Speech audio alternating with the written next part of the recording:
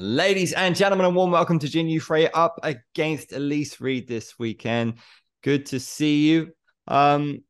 You are super experienced in this game, and you've had some amazing results and some disappointing results.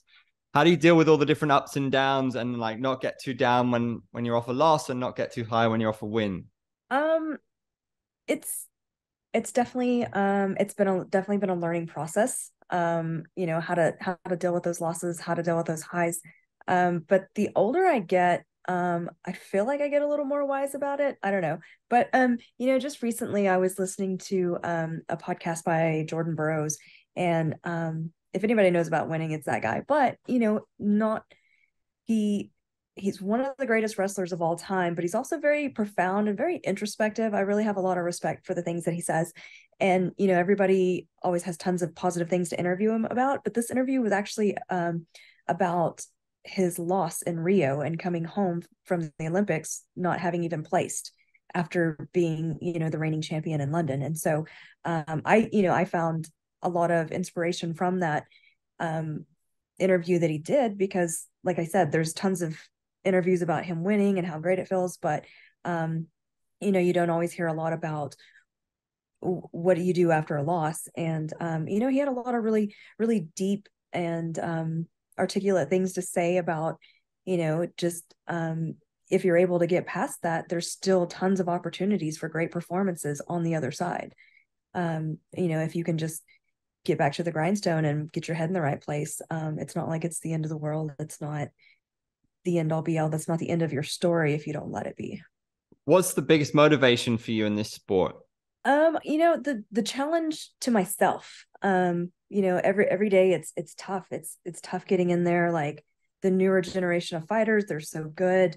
The younger people coming in who are hungry. It's tough as an aging fighter to fight like all these young people coming into the sport, but I still I enjoyed the challenge of it when I was young, and I still enjoy the challenge of it now that I'm a little bit older. So like that part really hasn't changed for me. Elise Reed's coming off a submission loss to Loma. You fought Loma as well. Were you surprised by that result? And is Elise Reed gonna feel your wrath here, do you think? I was pretty surprised by that result, but it just goes to show you that, it's an ever evolving sport, and the people in the UFC are ever evolving. And that's what you have to do to be able to stay relevant in the division, in the sport. Um yeah, I put in so much work for my last camp, and obviously didn't really get to showcase anything. Like I was really surprised by that result. So I definitely have a lot of like just stress, anger, a lot of emotion to let out on somebody. So unfortunately it's gonna be her, I guess. How do you see it going? How do you see yourself as stronger than her in what areas? And you've never lost three in a row. Um, that's I'm like the worst at predicting fights. I'm always like, oh, I think it's gonna go this way, and it's like nothing, nothing like what I predict. Nothing, it never goes the way I expect it to. And that's okay because fighting's chaotic. Um, I just feel like I've I've been in there, I've done and seen like everything. You know what I mean? I don't feel like she's gonna have just anything that I haven't seen before. Yes, she's coming off a loss as well, and she's hungry to get that back. Um, but I've just like with the experience on my side, I just feel like I've seen and done so much, the highs and the lows. Like there's not gonna be anything that I haven't seen. You've had so many cool outfits over the years, like Kill Bill and Chun-Li and stuff. Like, which of those was your favorite? Like, those went on to kind of be an iconic bit of women's MMA history, I feel like. The first one, the Chun-Li was pretty fun. I think the Wonder Woman was probably the biggest hit. That one was a lot of fun too, though. Because then like the media team, they wanted to film a bunch of like, cheesy like Wonder Woman um little videos that we did, and it was fun. Anything planned for this one? Well, with the UFC and like the Venom, sponsorship, and uniforms, like we can't really, like we have to wear everything Venom, and so nothing. Like, It's hard to be a little bit. It's hard to be creative with all the restrictions. yeah, that sucks. I feel like the rules get relaxed for people like Izzy and Connor a little bit. Like they have some interesting walkouts, but it's tough, Yeah, right? they've got a probably a little bit more leverage than I I do. What do you think of the matchup between Zhang Weili and Amanda Lemos? A lot of people thought that that was a little bit of a surprise. I Yeah, I definitely I wouldn't have seen that coming. I guess it's a little bit hard to say just because Amanda Lemos just lost to Jessica Andrade, but then Jessica Andrade also um, you know, had a pretty tough loss as well. But it's like it wasn't in the strawweight division, so I don't know. It's a tough one. And maybe she just needed more time before she wanted to get back in there. So maybe Amanda Lemos was the one that was, answering the call and saying she was ready to get in there. So Do you see Zhang Weili retaining the belt? I do. I think she will. Yan Xiaonan's had a couple of good wins recently. Has she impressed you? Yeah, I like oh well, I guess that was Jessica Andrade's last fight. I had forgotten about that. So yeah, I mean that was super impressive. Like nobody's been able to do that to Jessica Andrade. Um and so yeah, I'd like to see some Chinese on Chinese violence. That's an interesting matchup. Yeah, I think that's the big plan, right? To take that one to Shanghai. Is the top 15 important to you? um, I don't know.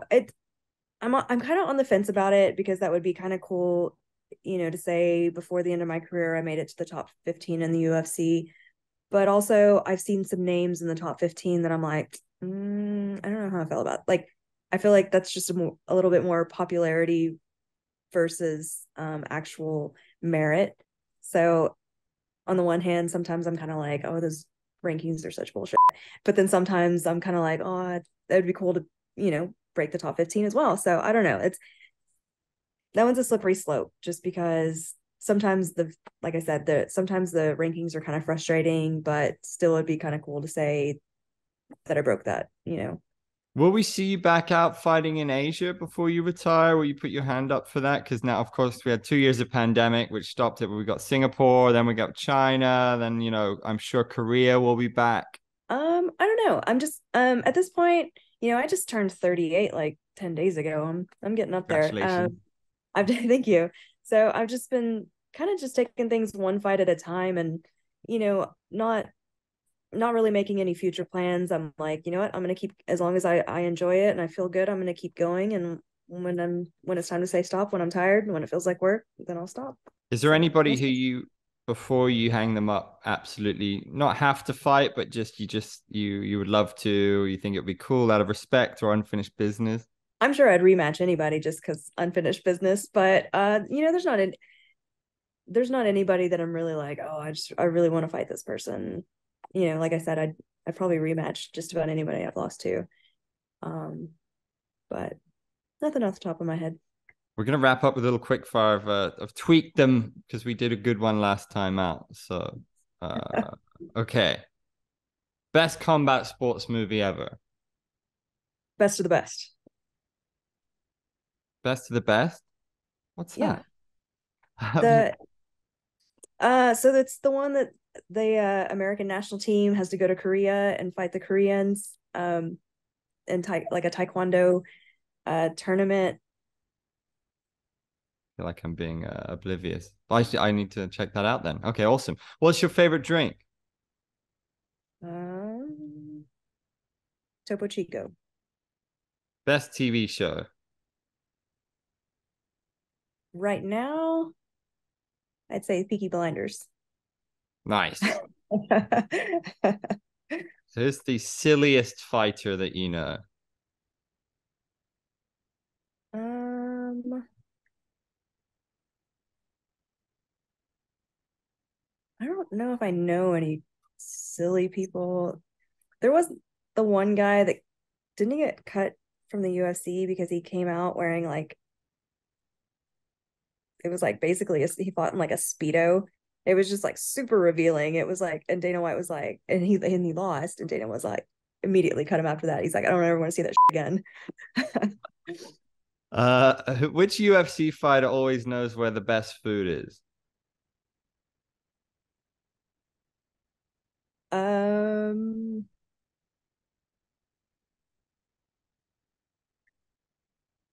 I have to say, I find some pretty legit spots. I might know. I might be the person who's the best to ask. Awesome. Who's the nicest person in MMA? Stephen Thompson. If you could be any comic book character, who would it be? I guess I gotta go with Wonder Woman. Good call. Who's the most famous person in your phone?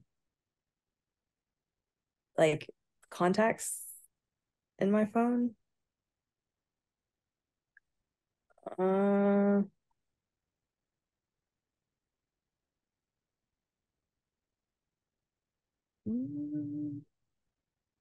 maybe Ryan Spann. He's ranked pretty high. He's in the top 10.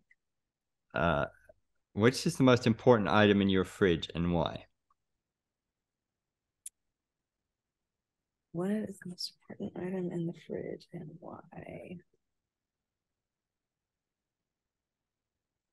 Probably kimchi because I'm Korean and you got to eat that shit with like every meal. Who would make the best wingman or wingwoman in the UFC?